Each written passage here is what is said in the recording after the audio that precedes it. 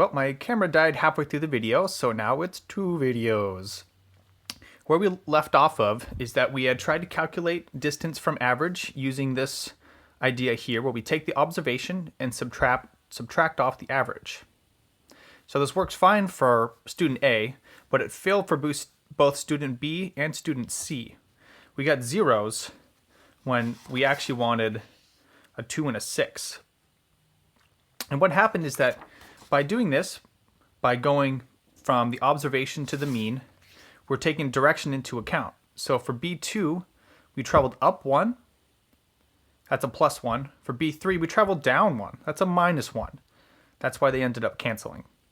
And similarly for student C, we traveled up 3 for C2 and down 3 for C3, and those eventually canceled, as we see by plus 1 minus 1 is 0, plus 3 minus 3 is 0.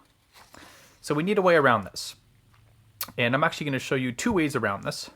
The first of which is to just ignore the direction. And in math, we do that by taking the absolute value.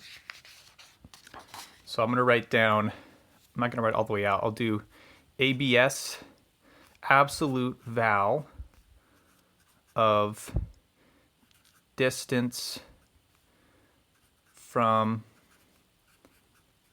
average. And we use the bar, sideways bar notation to represent this, also called brackets. So absolute value of 0 is of course 0.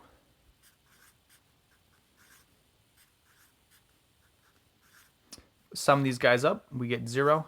And again, 0 divided by 3 is 0. Let's do the same thing for B. BI minus B bar, absolute value of 0, absolute value of 1, absolute value of negative 1. Remove the minus sign, we get 0. Oh wow, I'm sorry. Absolute value of 1 is 1. Absolute value of negative 1 is also 1. And now we have 2. 0 plus 1 plus 1. And that's what we wanted. That's what we initially thought we were going to get, was a 2. And let's quickly do the same for C here.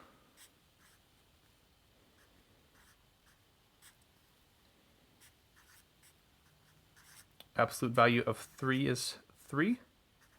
Absolute value of negative 3, remove the minus sign, is 3. Sum these up, equals 6. Great, so we got what we wanted. That's good. Now what's another way that we can think of to get rid of a minus sign? And I'll go ahead and just tell you what we can do is take the square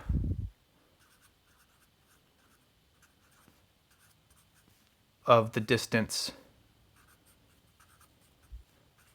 from the average.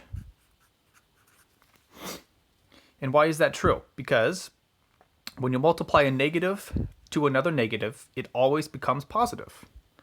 So this will also do what we want it to do.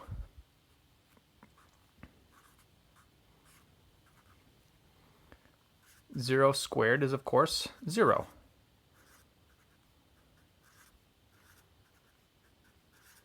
Sum of 0. What about for B? BI minus B bar, and we square that. So we've already calculated this inside here. It's the same as this, right? So I'm just going to move these 3 over to the right.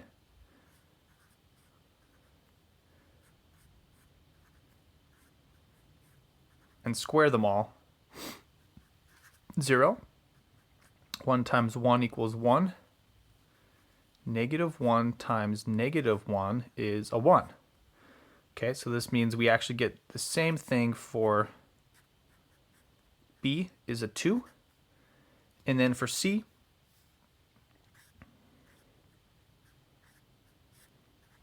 we're going to get 0 squared, 3 squared, negative 3 squared, 0, 3 times 3 is 9,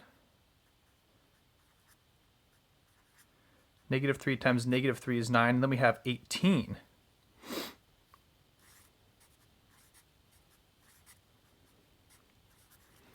So this is good and bad. The good part is that B and C, the score for B and C are positive. We got rid of all our negative signs by doing the square, but the magnitude doesn't really make sense for C anymore. 18, that doesn't really have any meaning to it. And I'm actually going to get into, in a separate video, what this means going forward, whether we use the absolute value or the square of the distance from the average. But right now, I'm just going to tell you that a really smart guy named Ronald Fisher decided to use this method here. We're going to use the square of the distance of the average for our variance. So just trust me on that. And then you're also going to just have to trust me that instead of just using the sum, we want to do sum divided by n. So I've already started to do that for a lot of these. I'm going to finish out these cells here. Whoops. 0 divided by 3 is 0. 2 divided by 3 is equal to, what is this, 0.6 bar. And then 18 divided by 3, that's a nice number, that's a 6.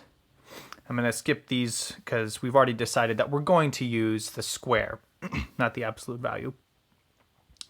So now we've kind of lost the meaning of this value now. I mean, if I look at the plot, I don't really know what 0.6 means in terms of these actual observations, but this definitely still accomplishes our goal. Remember, our goal for variance was to find a metric that expresses how good a predictor the average of a population is.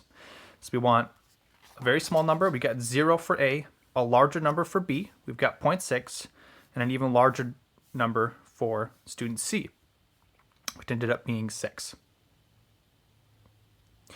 So how do we write this into a more concise formula? So what did we actually do for this column here? What we did, and I'm going to go ahead and write this as variance. So variance, let's do it up here, variance. I'm going to give the letter V, so I'm just going to shorten that up. And so variance of our observations of A, and we did A1 minus A bar squared plus A2 minus A bar squared, A3 minus A bar squared, okay?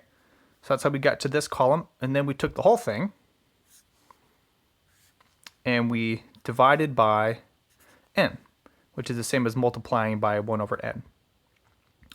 And so we can now rewrite this in sum notation, which I have a link to at the bottom of this to have a separate video for sum notation, but I'll go ahead and just write it out now.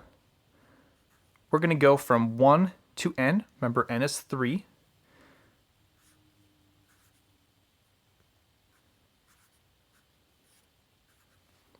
And this symbol here is equivalent to these 3 separate terms out here. So what is it going to be for B? Whoops, and I made a mistake again. So this is an n. So for B, it's going to be 1 over n. Sum of I equals 1 to n of bi minus b bar squared. And then also for C,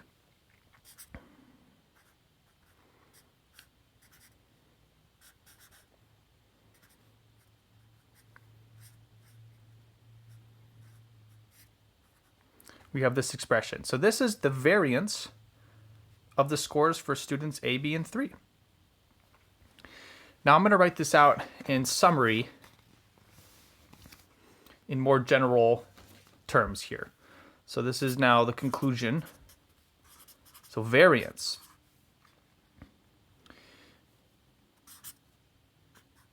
for a variable x is going to be 1 over n times the sum of 1 to n of x sub I minus the average of x squared, where n is the number of observations, xi is observation I, and x bar is the average of all xi's. There you have it. There's variance. And in English, there's two ways I like to explain this. So variance is how much a population varies